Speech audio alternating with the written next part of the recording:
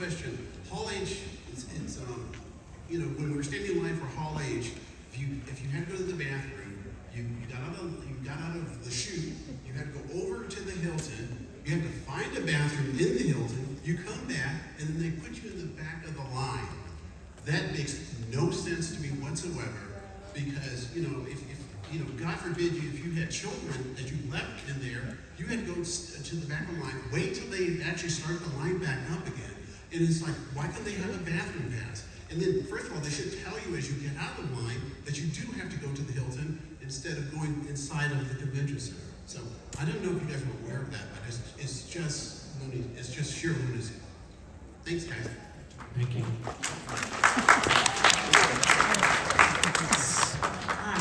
Marvel to either a different day or swap it with Star Trek.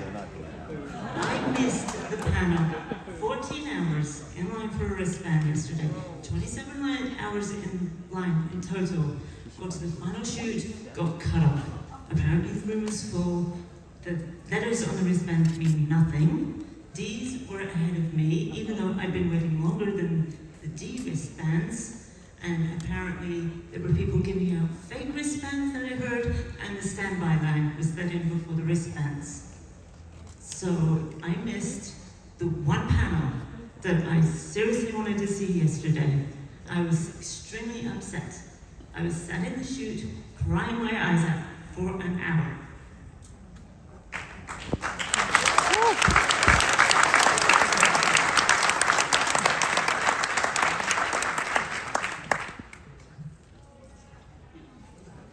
Oh yeah, I can talk to the scheduling. So in regards to how that works, it's a collaboration. So obviously we have suggestions and ideas about where things could go. And I know a lot of people are continually like, why is Marvel at the end? Why is Marvel at the end? You know, like I said, it is a collaboration. That has been their traditional spot. It's a spot that they feel is one that they like to be in. And you know, in the end, we can't control the groups, and I would much rather have the panel than not. So while maybe it is not preferred by a lot of the attendees or some of the attendees, I think most would agree we would rather have them at the show than not have them at the show at all. With regard to the fake wristbands, we couldn't find somebody to show us the fake wristbands. We had heard about it, but we didn't see it. When we asked those who talked about it, they couldn't point us to where they were or the people that had them. So just like if a individual in the convention has done something egregious, if we can find out right away, if somebody looks at the name of their badge, something that we can investigate. Unfortunately, the stuff that we looked at, we didn't see any. I'm not saying that wasn't the case, but we didn't find any. So that hampers us because we would love to be able to find out who it is, go to that person, look at their wristband, and then deal with it accordingly.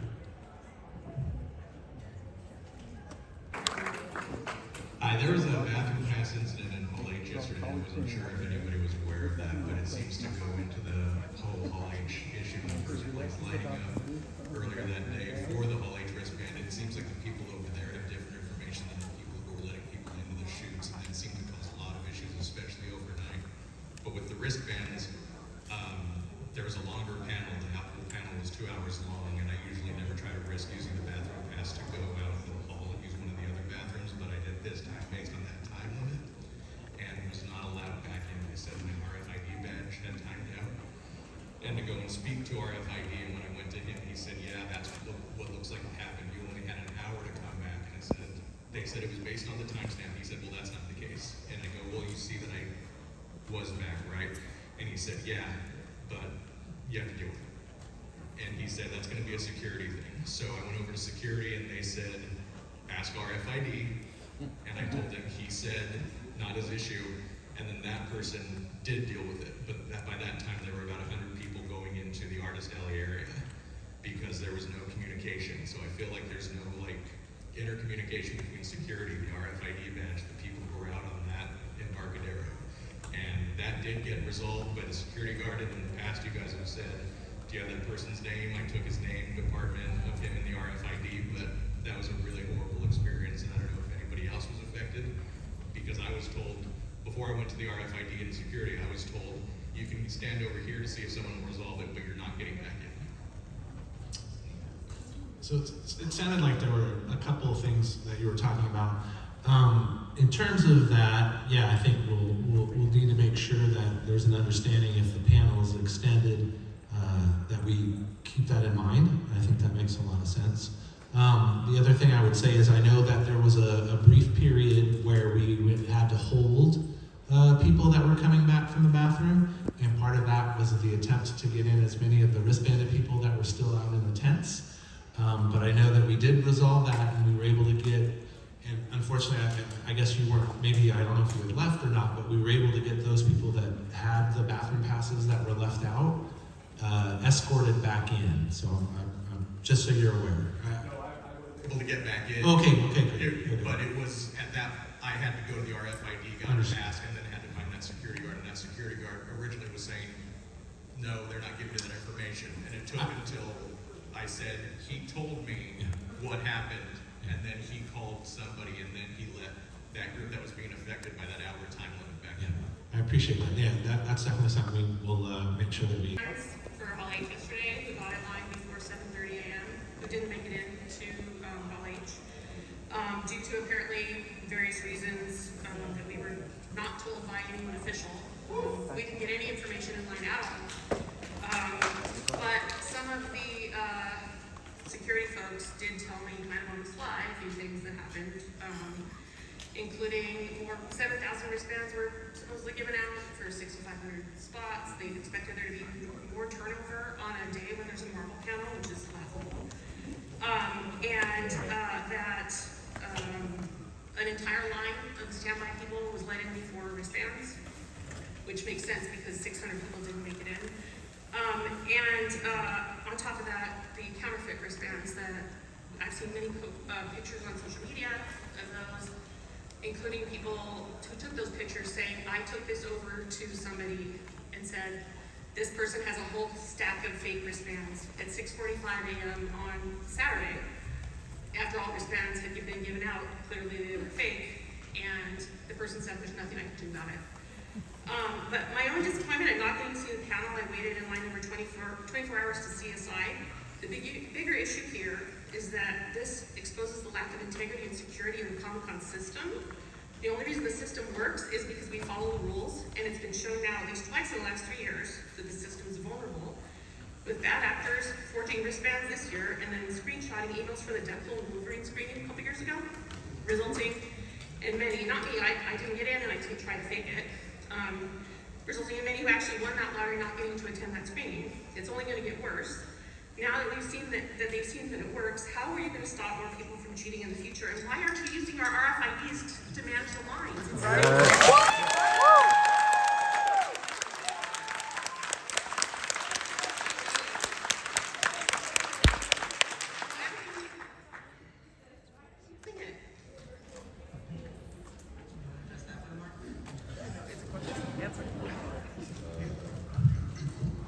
Well, I can't just address all the other questions. One of the problems we have with the RFID system is the network infrastructure. We have, in order to use it outside, we'd have to set up Wi-Fi outside, and it's got to meet certain barriers. And you would be shocked if you knew what that costs. It seems like a fairly easy solution to you, but it is a very prohibitive cost to set it up.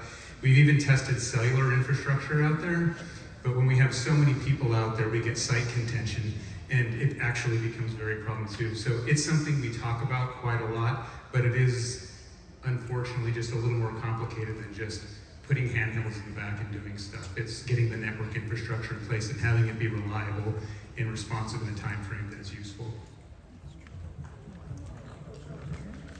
And not that this has anything to do with anything, but we try to sponsor the Wi-Fi at least because it's so prohibitive. Sadly, it's so prohibitive that we can't get a sponsor.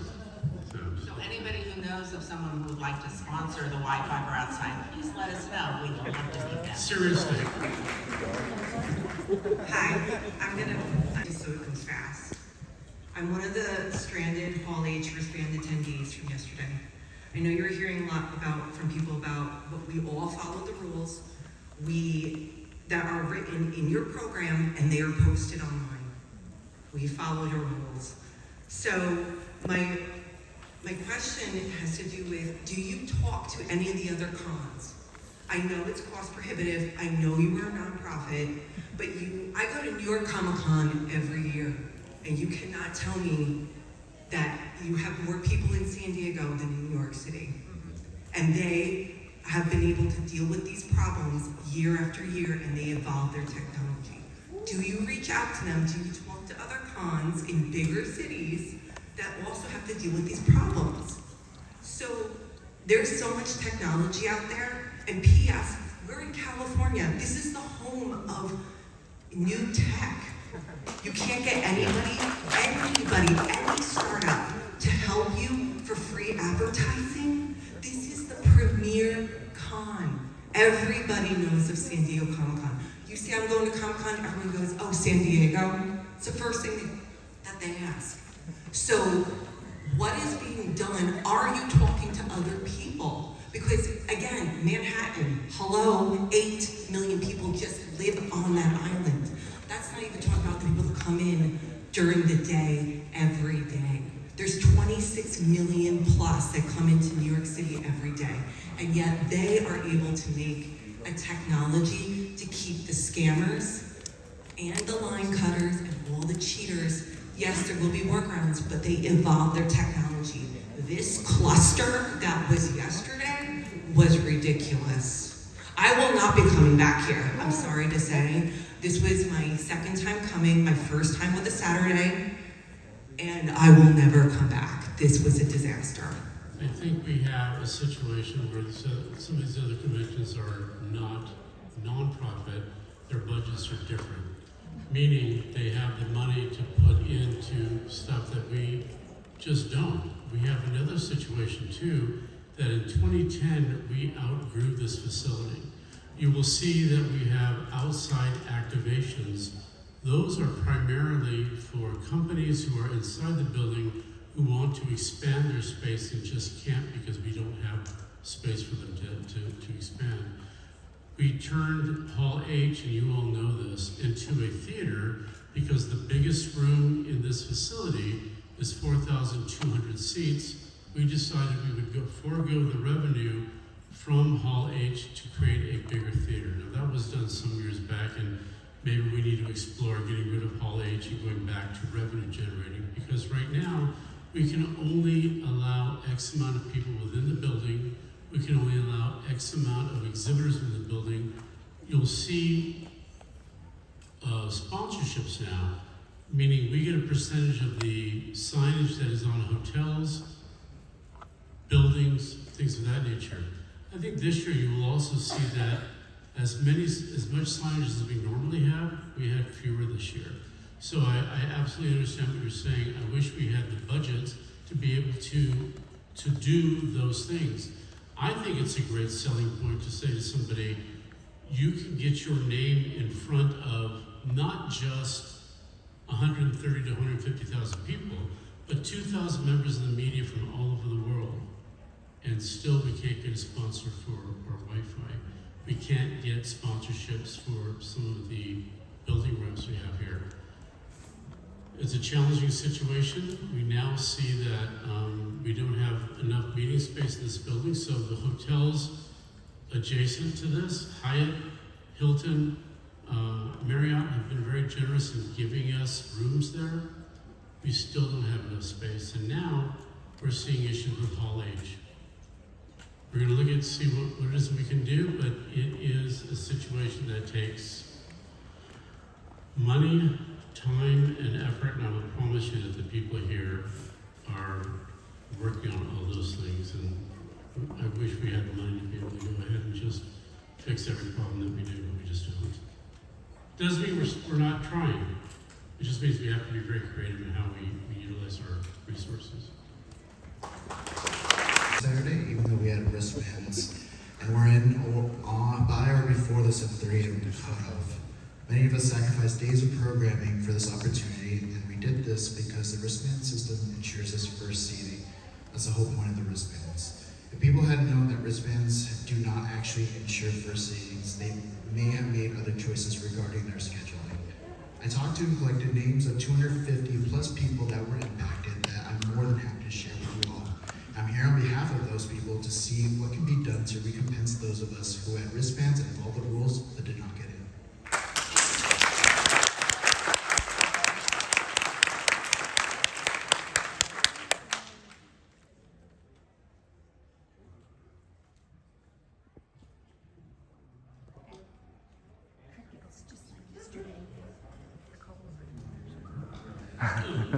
In terms of recompense, or we sell out before anybody knows what panel is going to be at the show. There's no guarantee that Marvel will be here. There's no guarantee that a celebrity will arrive. We find out oftentimes, especially the guests, at the last minute. I'm not sure that there's a mechanism to recompense somebody for a panel they didn't know we were going to have. I do understand that getting in, something has to be done about that. And I think in terms of people who were wristbanded who didn't get in, it would be interesting to figure out what happened. Yes, we talked about this late in the night last night. We'll be in the office tomorrow talking about it till the end of the day once we back up here at the convention center. But we think there's about 3 or 4 things that all contributed to making that happen to you guys. And we're just as sad as you are. We're fans. I originally attended as an attendee. I volunteered. I thought this was a great organization, and I wanted to bring and contribute to all of you so you could have a good time. And that was definitely not. We were not happy with what happened yesterday either. How are you going to fix it?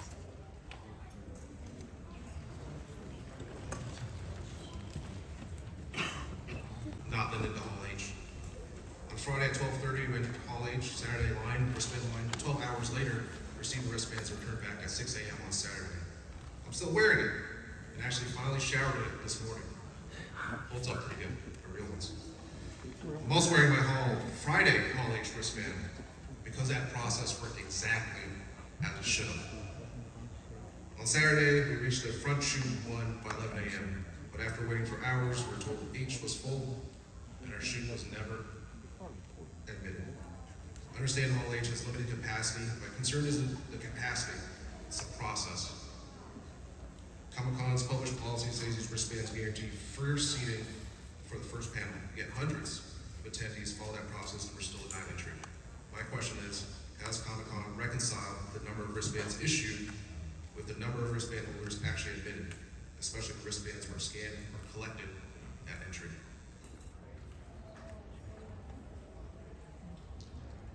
Like I mentioned earlier, we think there were 3 or 4 things that contributed to the issues you experienced on Saturday.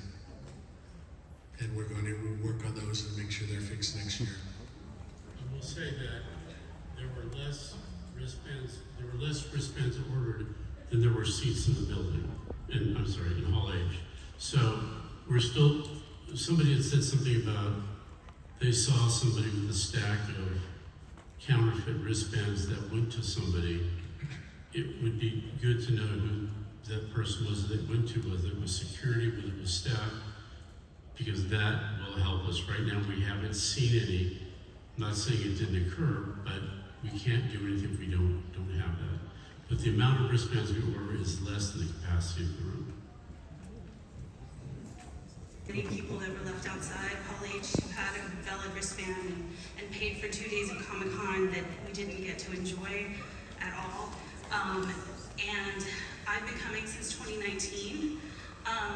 The thing that struck me the most was just the lack of communication from anyone in charge. It shouldn't be the volunteers out there that are getting the brunt of all this. No one came out to talk to us. We were guaranteed first seating, and the first panel started, we were still outside, we didn't know what was going on.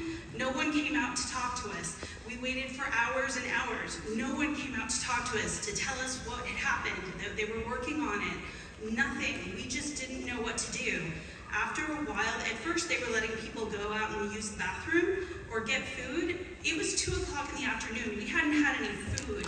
We didn't have water. And we eventually were told, if you leave, you can't come back in. And there were children, like babies in there that needed to be changed. We were just left out there, and no one came out to talk to us. And the volunteers they don't have the authority, they don't know what's going on, but no one came out and talked to us and told us anything. And that's the biggest issue I have. I get there was fraud, and that's something that the system needs to be fixed and needs to be worked on, but the reaction by management to the situation, there was no compassion, there was no understanding. They could have set up a room and streamed it and let us sit in the room and see the streaming. It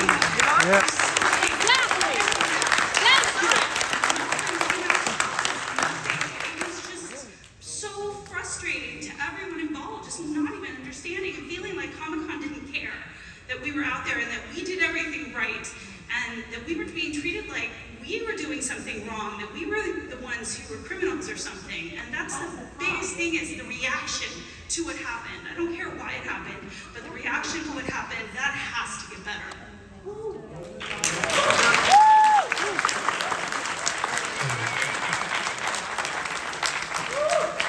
First of all, I don't want you to think that we do not empathize with what you went through. We care so much about you. You are the reason why we do this. And so if it hurts you, it hurts us. Like, I'm a fan just like you are. We're all fans just like you are. And we hate when something like this happens. We want you all to have the best experience possible because we believe in this organization and we think it is the best organization for what we do. And it very much disappoints us when these things happen. But I will say, and I understand that this is not a way to fix what you just mentioned, but I don't know how many of you are aware of our evening programming where we actually do show panels that have happened in the day by vote. No clips. We can't stream clips even if we could stream it live. We can't show the clips.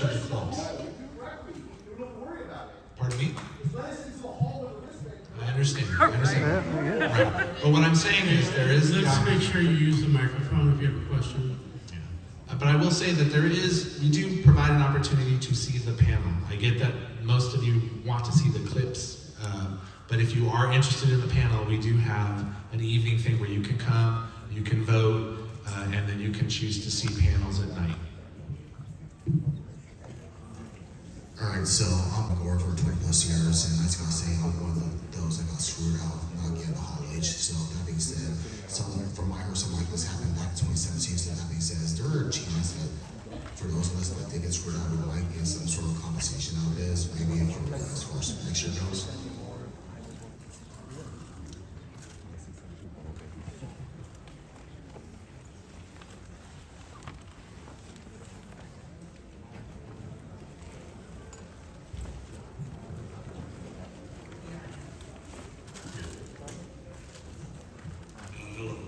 Seeing that y'all are here until 2030, do y'all plan to give the mayor and the city council a push? Have you considered moving the big panels to a larger venue like Petco Park?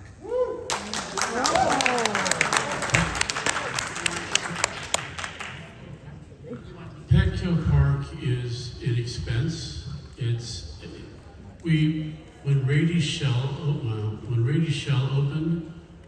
we had hoped to be able to have another venue to utilize. We can't afford it. The amount of money we would have to raise on ticket prices just for something like that makes it cost prohibitive, and that's not what we want to do.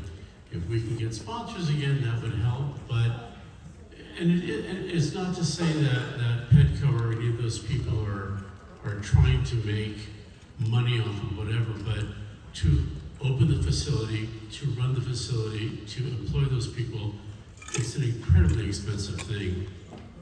It's something that we have looked at. It's something that I think one year we actually had something at Petco, didn't we? It didn't go very well because of the heat, the screen. I forgot what else we had. The inability to be able to keep the clips confidential because it's an outdoor room. Right. That's what I was going to go from that point of view. The groups don't want to be in a Petco or the Raven Shell because they're concerned enough about their footage and stuff in a room where it's closed and they can kind of monitor it. But also, directors don't want their clips being shown in the sun, faded out. You know, they really want the presentation that they give you to be the best possible. So they need controlled environments. So even if we were able to get some of those places, a lot of groups wouldn't want to be in there because it would be subpar compared to what kind of experience you could get in an enclosed and controlled environment for something like that. And one last thing I will say is those who are not from San Diego or live in San Diego, there's been a ballot initiatives for a period of time to expand the convention center. One passed, I don't know, a couple of years ago. It was appealed that it wasn't filed the correct way. It went back and forth. The courts determined that it was filed correctly. When that will happen, I don't know, but we have our fingers crossed that we will see an expanded convention center. I know the convention center would love to have that as well because it loses a great deal of business because of its size, and it's a big facility. So, you know, if those of you who do live here, you know, if you want to write to your council member or whatever. Thank you. How many people do we have left in line? Hi, my name is Victor. I was part of the Hall H that happened yesterday. Just want to piggyback on a few things that I think you guys have properly addressed from yesterday's experience. Well, the first thing is the people with their wristbands. The volunteers became aware from us. We knew people in the inside that, you know, let us know about that. And then we mentioned it to the volunteers and, you know, to Scott as well. And this was like, not even like 30 minutes, it was like hours before the Marvel presentation happened. That, you know, you guys knew, and you guys, I feel like you ignored that comment. There was, I can't remember the name of the manager, but we told him there's people inside with our wristbands. And he acknowledged that. He said, well, there's nothing you can do about it. He went away. And so, you know, I think one of you guys, when you guys were first talking about the counterfeit wristband allegations or whatever, mentioned that it would have brought it up to you in the moment. There might have been a chance for you to do something about it in the moment. Well, I'm telling you, in the moment, you guys were told that there were people without wristbands inside the hall, hours before the oral presentation happened, and you still, you know, what else should we have done to have you guys take action for those of us who actually had wristbands? And then.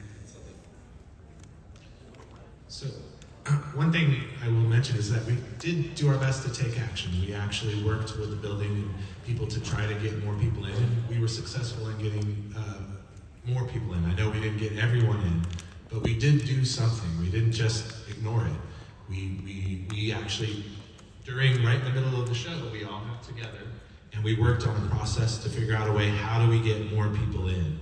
And we were successful in getting a nice group of people. I mean, it was as many as we could based on what the fire marshal let us know and the building. And, you know, don't think that we were just like, doing our own thing. We literally stopped whatever we were doing and got together to try to figure things out and try to get as many of the wristbanded people in as we could.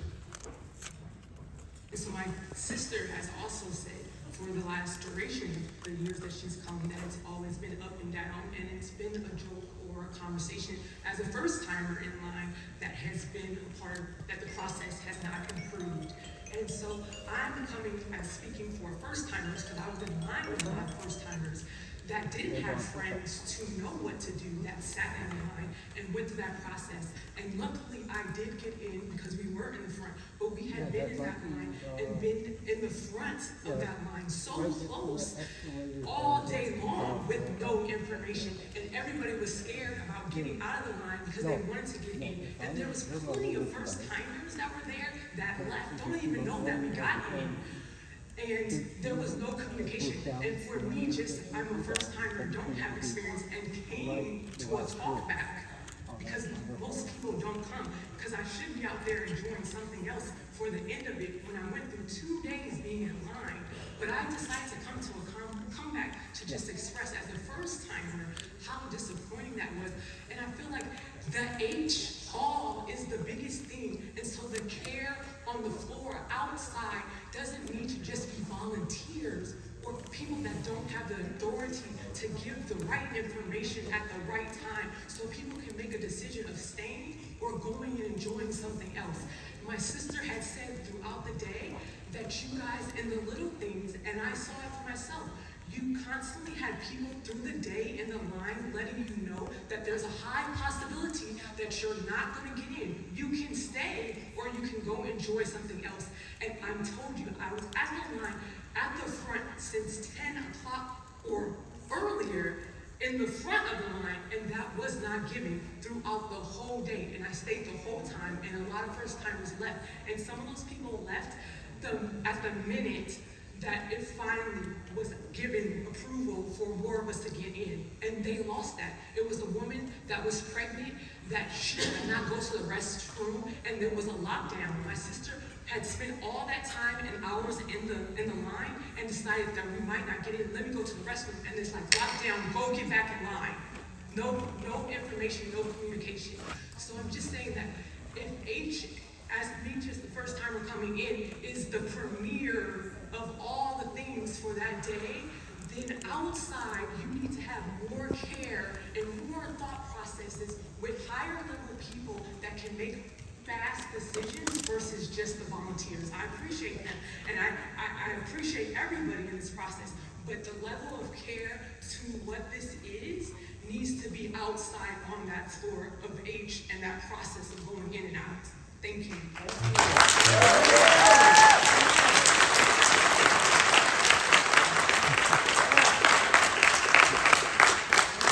Make sure in your thing to mention which department you'd like to take them in. Of course.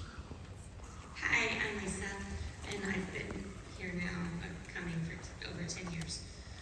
And I was also in the Hall H line, and I will say that most of the issues have already been brought up. But I would like to tell you about two things. They're not really questions, though. One, the green-shirted people, when they couldn't give us answers, we asked them for supervisors. A gentleman came down, was wearing a blue polo, didn't catch his name, had a wicker hat, and a woman with bright pink hair. He basically came down and said, let me know about your issues. Not, I'm here to answer your questions. We're like, we don't need to tell you what's going on, you know what's going on. We need an answer about why this is going on. And then we said to the lady in the pink hair, we have seen the pictures on Twitter of people in the room with no bands. We have heard the rumors of the artificial fake bands. What are you doing to get those people out of the room? During the suggestion, during the 15-minute break between the panels, turn on the lights, look down the rows, look at the bracelets, kick those people out so that we can get in. As far as, so then they kind of just said, we can't do that. And then they left. And we're like, they'll call their supervisor. And then we waited. And we waited. And we waited. Then we said, could you get that guy back down here so we can tell him, hey, where's the supervisor? He came back. I'll go call them. They're on their way. And then we waited. And we waited. And we waited. Until finally a gentleman in a gray suit, not a gray suit, a gray polo. I don't know his name. Some people said it was Paul, but I don't know if it was. He came over and said, I'm just in charge of how to get you from here to there, and I can tell you that there aren't any seats. I can't tell you anything about wristbands. I can't tell you anything else.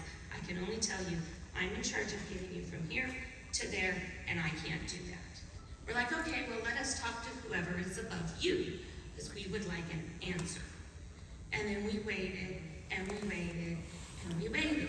And then you came down at approximately 3:40 and said, nobody's left the rooms. I'm sorry you're frustrated. You can either stay here and continue to wait, or you can leave. And then you basically walked away as well, not answering any questions. So when you say you care, it definitely did not give that impression yesterday. It very much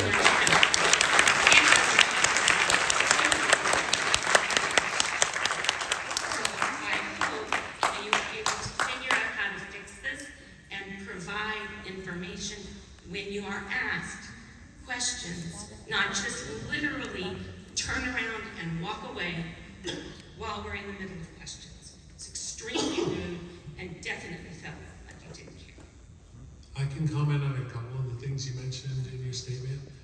As far as going through the room and checking people for wristbands, a lot of people are allergic to the wristbands. They believe they're too tight. They find them irritating. They will tear them off once they're in the facility.